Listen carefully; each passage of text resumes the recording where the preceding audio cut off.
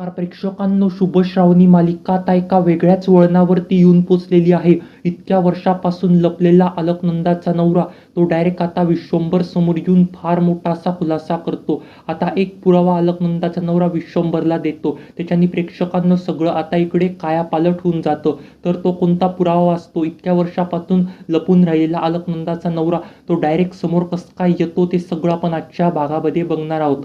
आपण मागे पाहिलं की आता इकडे अलकनंदाने एक प्लॅन रचलेला राहतो विश्वंभरवरती हल्ला करण्याचा, आणि ती सगळी प्रॉपर्टी तिला तिच्या नावावरती करायची असते. म्हणून तिने विश्वंभरवरती हल्ला करण्याचा प्लॅन रचलेला असतो की मॅडी येऊन विश्वंभरला वाचवेल. पण प्रेक्षकांनो, तो प्लॅन आता तिथेच फसलेला असतो. आता इकडे श्रावणी आणि शुभूनी मिळून डायरेक्टच यांना विश्वंभरला वाचवलेलं असतं. आता इकडे अलकनंदाला फार असा संताप झालेला असतो. अलकनंदा बोलते, जर का आता असंच चाललं तर डायरेक्ट यांना शुभूचं आणि श्रावणीचं लग्न होऊन जाईल. जर का शुभू आणि श्रावणीचं लग्न झालं तर माझं काय देखील एक खरं नाही. सगळी प्रॉपर्टी मला माझ्या नावावर करता येणार नाही. आता ही श्रावणी खूप अशी हुशार झालेली आहे. बरं, श्रावणीकडे एकच असा हत्यार आहे, तो म्हणजे शुभू.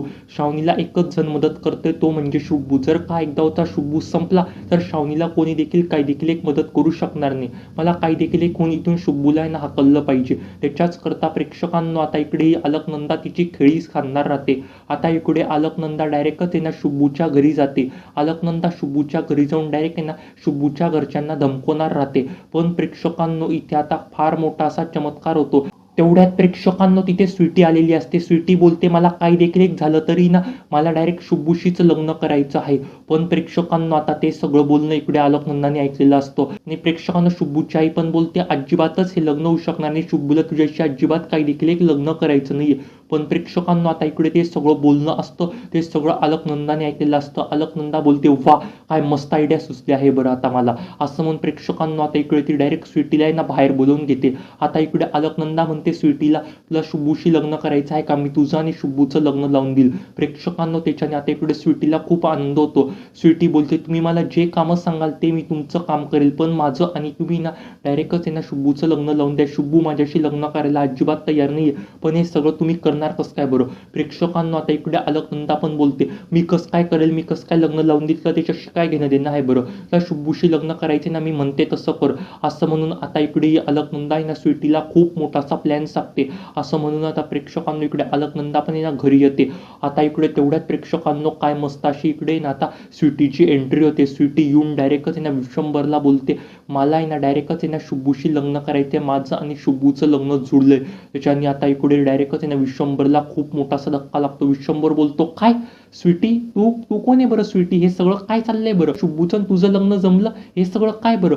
आता प्रेक्षकांना तिथे अलकनंदा पण येते. अलकनंदा बोलते, अरे ही स्वीटी ही शुभूची होणारी नवरी आहे बरं, आता हिचं आणि शुभूचं ना लग्न होणार आहे. असं म्हणून प्रेक्षकांना इकडे आता डायरेक्ट विश्वंभरला खूप आनंद होतो. विश्वंभर बोलतो, काय आपल्या शुभूचं लग्न जमलं, हे मला कसं काय माहित नाही बरं? आता प्रेक्षकांना इकडे डायरेक्ट विश्वंभर शुभूला बोलवतो. विश्वंभर बोलतो शुभूला, शुभू आमच्यापासून तू फार लपवलं बरं. अरे इतक्या वर्षापासून तू आमच्याकडे काम करतो, तू माझा घरातला काम करणारा माणूस नाहीये, तू उलट माझ्या जीवा भावाचा आहे, उलट तू माझ्या घरातला एक मेंबर आहे, तू असं माझ्यासोबत वागशील, मला असं अजिबात वाटलं नव्हतं. प्रेक्षकांना आता इकडे डायरेक्टच आहे ना शुभूला काय होतं काही नाही, काही देखील कळत नसतं. शुभू बोलतो, साहेब काय झालं बरं, तुम्ही काय बोलताय, म्हणजे तुम्ही काय बोलताय, मला काही देखील कळत नाहीये. आता डायरेक्टच आहे ना विश्वंभर पण बोलतो, अरे तुझं लग्न जमलंय ना स्वीटीशी. आता तिथे स्वीटी पण येते. आता इकडे डायरेक्ट शुभूला 440 वॉटचा फार मोठासा झटका लागतो. शुभूच्या पायाखालची जमीनच सरकून जाते. शुभू एक वेळ एकदम असा घाबरलेला असतो. शुभू बोलतो, काय माझं आणि स्वीटीचं लग्न हे कधी ठरलं बरं? आता डायरेक्ट अलकनंदा बोलते, अरे तुझं स्वीटीचं लग्न ठरलंय. स्वीटी तर बोलते, आम्हाला तूच तर स्वीटीला सांगितलं मला तुझ्याशी लग्न करायचं असं. प्रेक्षकांना आता इकडे डायरेक्टच आहे ना हा बोलतो शुभू, हे सगळं काय चाललंय बरं? असं अजिबातच नाही, मला स्वीटीशी अजिबात लग्न करायचं नाही. उलटे स्वीटीच बोलते घडी घडी, मला तुझ्याशी लग्न करायचे, मला तुझ्याशी लग्न करायचे, पण मला स्वीटीशी अजिबात लग्न करायचं नाहीये. आता प्रेक्षकांना अलकनंदा पण बोलते, अरे हे सगळं काय बोलतोय, तुमच्या दोघांचं लग्न ठरलंय बरं.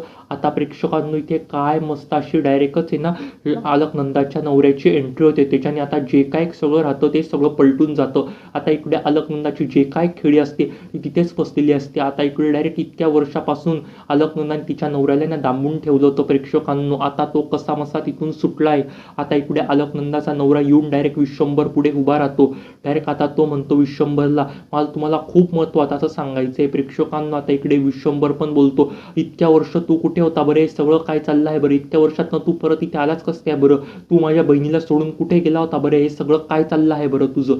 आता प्रेक्षकांनो इकडे डायरेक्टच ना तो फार मोठासा खुलासा करतो. तो बोलतो, मला ह्याच बाईंनी दांबून ठेवलं होतं इतक्या वर्षापासून. ह्या बाईंनीच हे सगळे खोटं कारस्थानं केले होते. तिला ही सगळी प्रॉपर्टी गिळायची होती. जर का ती माझ्या घरी राहिली असती तर तिला ही सगळी प्रॉपर्टी गिळता आली नसती. याच्याकरता तिने मला किडनॅप केलं होतं. तिने मला इतक्या वर्ष दाबून ठेवलं होतं ह्या अलकनंदानी. आणि ती परत इकडे माहेरी येऊन बसली होती बरं, कारण की तिला ना तुला त्रास द्यायचा होता आणि ही सगळी प्रॉपर्टी गिळायची होती. आता प्रेक्षकांनो इकडे डायरेक्ट विश्वंभरला खूप मोठा असा झटका लागतो. विश्वंभर बोलतो, हे सगळं काय बोलतोय बरं तू? हे सगळं काय चाललं आहे बरं? आता प्रेक्षकांनो इकडे डायरेक्टच ना अलकनंदाचा नवरा एक मोठा असा पुरावा दाखवतो. त्या पुराव्याने सगळं आता इकडे कायापालट होऊन जातो. तो पुरावा विश्वंभरनी बघून आता इकडे अलकनंदाचं सत्य डायरेक्ट विश्वंभरला कळतं. आता इकडे अलकनंदा बघते तर काय तिचा नवरा तिथे आलेला असतो. त्याच्याने अलकनंदाला फार मोठा असा झटका लागतो. अलकनंदा बोलते, अहो इतक्या वर्ष तुम्ही कुठे गेला होता बरं? मला तुम्हाला किती आठवण येत होती बरं. बरं झालं बरं तुम्ही आला. विश्वंभर समोर आता ती तसं काही देखील एक दाखवत नसते विश्वंभर समोर, कारण ती चांगली असते म्हणून आता तिला तिच्या नवऱ्याची काळजी वाटते असं ती सगळं दाखवत असते प्रेक्षकांनो. पण तसं काही देखील एक नसतं. आता डायरेक्टच ना तिचा नवरा पण बोलतो, थांब थांब 2 मिनिटं, मला जे काही सगळं सत्य आहे ते सगळं सत्य सांगून मला एक पुरावा दाखवायचा आहे. तेवढ्यात तिथे मॅडी पण येतो. मॅडी येऊन बघतो तर काय प्रेक्षकांनो, त्याचा बाबा तिथेच असतो. आता इकडे मॅडीला पण 440 वॉटचा फार मोठा असा झटका लागतो. आता प्रेक्षकांनो तो एक असा पुरावा असतो, तो पुरावा बघून जे काही सगळं सत्य असतं ना ते सगळं सत्य आता इकडे विश्वंभरला कळणार असतं. आता तो पुरावा डायरेक्ट प्रेक्षकांनो इकडे विश्वंभर पाहतो. विश्वंभर बोलतो, हे सगळं काय चाललं आहे बरं? हे सगळं काय आहे बरं? प्रेक्षकांनो तो एक पुरावा फार मोठा असा पुरावा असतो. तो पुरावा म्हणजे काय, आता इकडे डायरेक्ट गुंडांना पैसे चाललेले राहतात ते म्हणजे अलकनंदानी. आणि जो काय तो गुंड असतो ना प्रेक्षकांनो, त्या गुंडाला आता इकडे ना डायरेक्टच हा शुब्बू रंगे हात पकडतो. आणि तो शुब्बू त्या गुंडाला रंगे हात पकडून ना आता डायरेक्टच ना तिच्या नवऱ्याला तिथे घेऊन येतो. आता तिच्या नवऱ्याला आणण्याच्या मागे हात प्रेक्षकांनो इकडे शुब्बूचा असतो. आता हे सगळं काही देखील एक तिला माहिती नसतं अलकनंदाला. अलकनंदा एकदम अशी घाबरलेली असते. आणि प्रेक्षकांनो तो गुंड आता फार मोठ्याचा खुलासा करतो. विश्वंभर बोलतो, हे सगळं काय चाललं आहे बरं? त्याच्याने प्रेक्षकांनो आता इकडे अलकनंदाचा कोट तिथेच बसलेला असतो. आणि अलकनंदाचं जे काही सगळं सत्य असतं ते सगळं सत्य आता इकडे विश्वंभर समोर आलेलं असतं.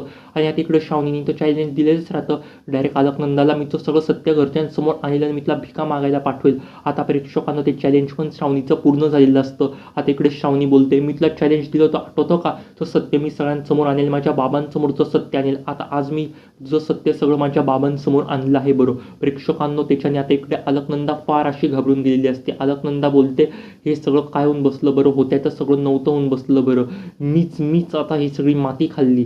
आता प्रेक्षकांना असं म्हणून आजचा हा भाग इथेच संपतो. तुम्हाला या मालिकेबद्दल काय वाटतं ते कमेंट करून नक्की सांगा. आपल्या चॅनेलला प्रेक्षकांनो सबस्क्राईब करा. सबस्क्राईब करणं एकदम फ्री असतं. डेली अपडेटसाठी नक्की सबस्क्राईब करा. धन्यवाद.